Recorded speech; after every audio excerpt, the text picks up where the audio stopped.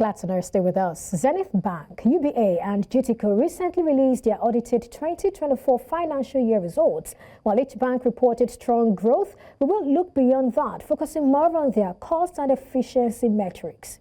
Matilda Adefalujo, Investment Research Analyst at Meristem, joins me for more on this. Thank you so much for joining me today. Thank you for having me, Rachel. Yeah, thank you. So let's start with GTCO now. For GTCO, if we can have the result displayed. Now, let me get your general comment on GTCO's result.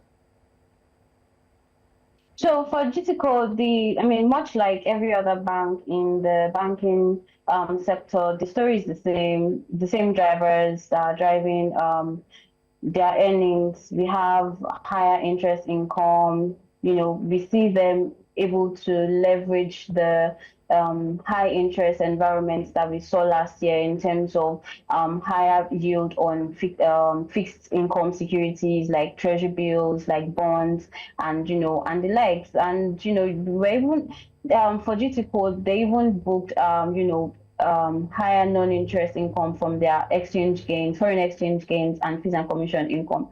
And we saw how the market reacted to their their dividend payouts last week. Announcement of dividends last week, which is still something that everyone is, excited about, because Zenith Bank is the bank that we know as the bank with the highest dividend per share in the banking sector. And then GTCO said, hold my cup, I'm coming with something better. So, they were able to book higher interest on their loans and advances, their investment securities, and the likes.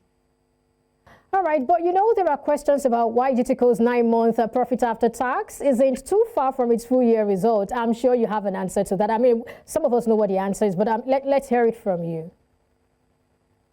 Well, for their profit after tax, okay, so looking at the disparity between profit after tax and their profit before tax, when you're asking about, why is profit after tax not so different from profit before tax, look at their tax expense. Their tax expense grew from, I think, 73 billion in 2023 to 213 billion in 2024. And this is even after booking, other tax expenses like the windfall tax that was introduced last year, and other different, like the company income tax. So despite the fact that tax expense grew, there was still I would say that different line items, are to also be considered. Now, looking at 9M and 2024 full year,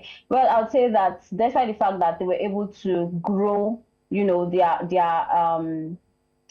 income line items, there were still some other costs, that we are considering, just like I mentioned before, the windfall tax that came in, which is actually quite significant, and their cost of funds also increased, though they're able to maintain their stance as the company or as the bank with the lowest cost of funds in the industry. But then there are still some expenses that the bank had to recognize during the period.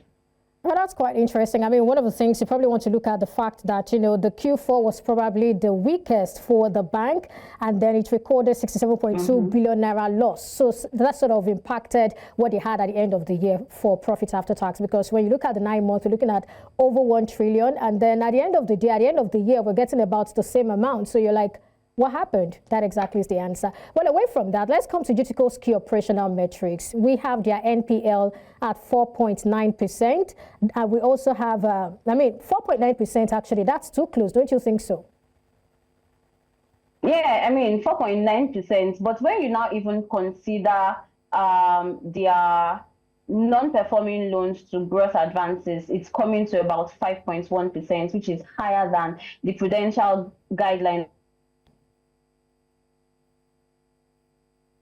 looking at things like the impact of the exchange rates on their FCY denominated loans. And also when you look at a further breakdown of the non-performing loans, would see some, it grew from about 109 billion in 2023 to 151 billion in 2024. So, and that is actually quite significant. And I would say that GTCO needs to actually look for a way to ensure that, maybe how the banking industry is with being their conservativeness out, trying to be conservative in terms of giving out loans, ensuring that they are not so much exposed to industries or sectors or companies that would expose them to different form of non-performing loans, as we've seen. But I would say that 5.1%, or whichever,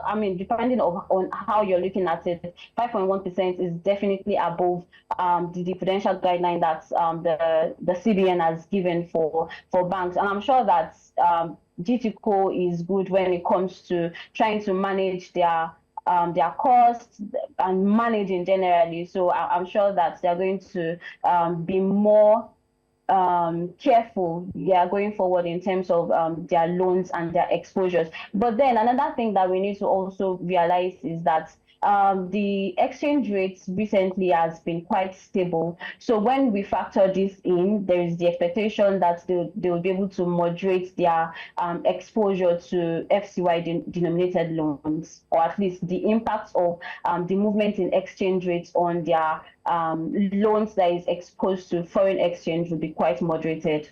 All right, still looking at the key operational metrics. Now, net interest margin, I want you to look at that, cost to income, and also capital adequacy ratio. What do you have to say to this, and how do you think investors should react to all of these?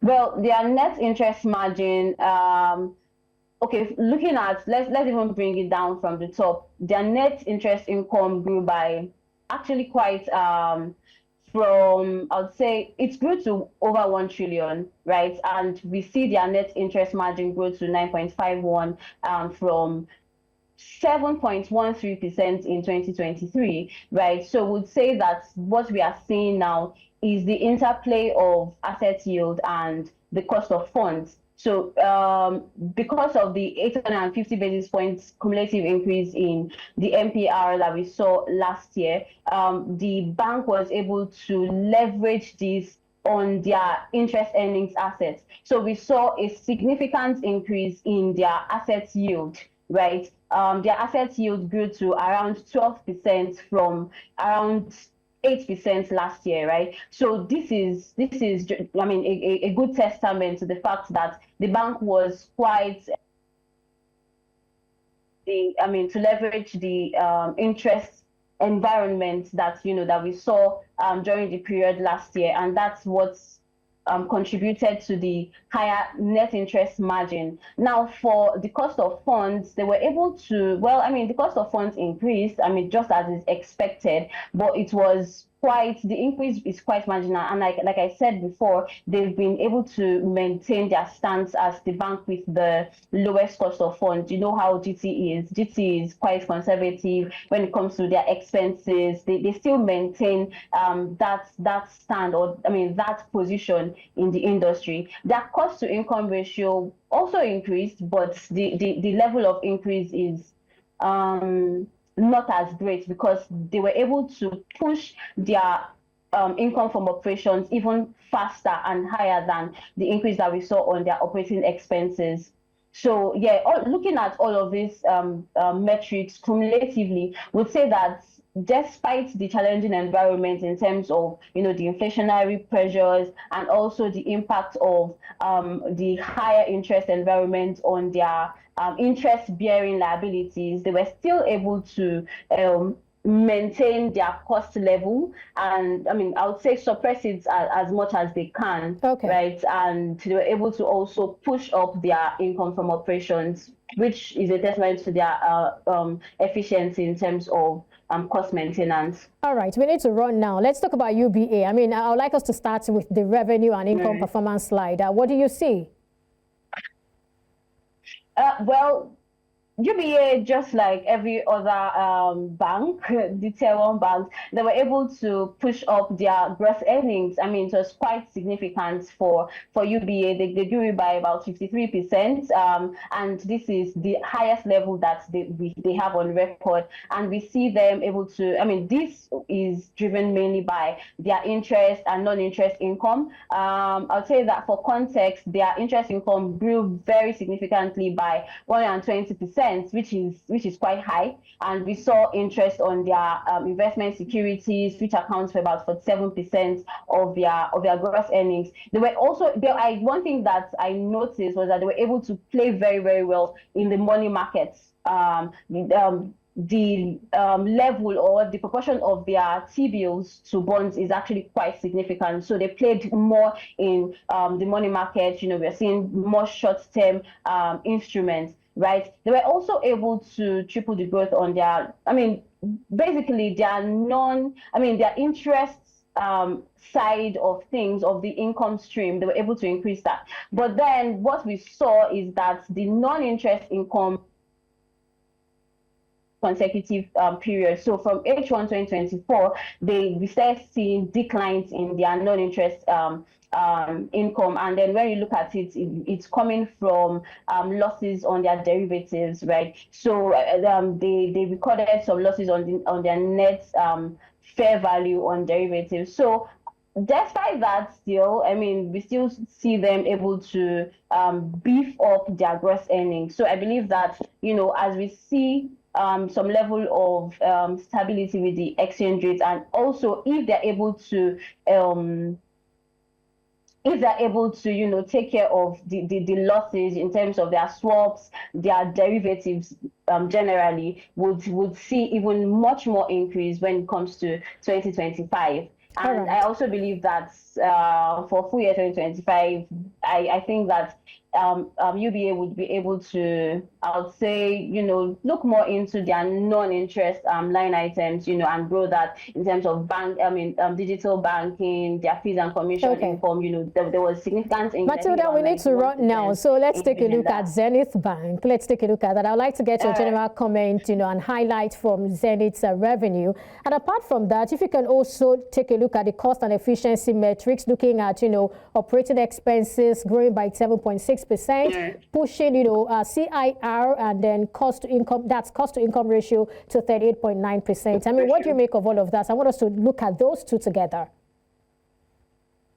Okay, so briefly, I mean, I would say summarily, Zenith Bank was also able to grow its income line items from the interest side to non-interest side without repeating all of the things that I've said before, you know, and they're also able to capitalize on the high yield environment. We saw significant gains on their trading income. So it means that they were able to, you know, I think trading activities increased for them, because I think trading income made up about 88% of their total non-interest income, which is actually quite good. So looking at their cost and efficiency metrics, well, operating expenses actually shot up, right? But then when we bring it down to, okay, what we are seeing with their cost to income ratio increased, and that's because of the higher increase that we saw in operating expenses. So one thing that I saw that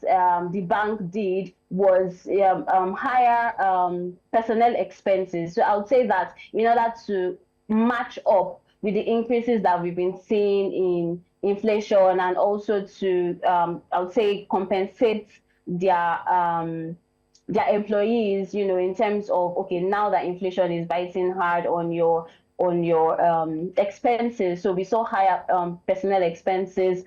I would say that regulatory cost was also something that Zenith struggled with a bit.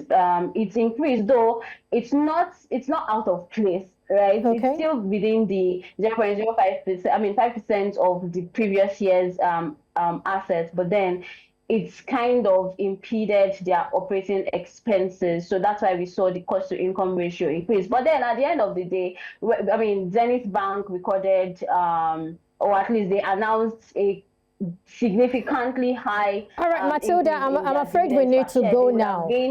Matilda, I'm afraid we need to go now. So in less than 30 seconds, I mean, your buy rating for the three stocks we just talked about, in less than 30 seconds, buy rating for the three of them. Well, I mean, based on our expectations, we expect that they would be able to increase their earnings. So we recommend a buy, right, for both, I mean, for Zenith, UBA, and Zenith Bank. Zenith, UBA, and Zenith?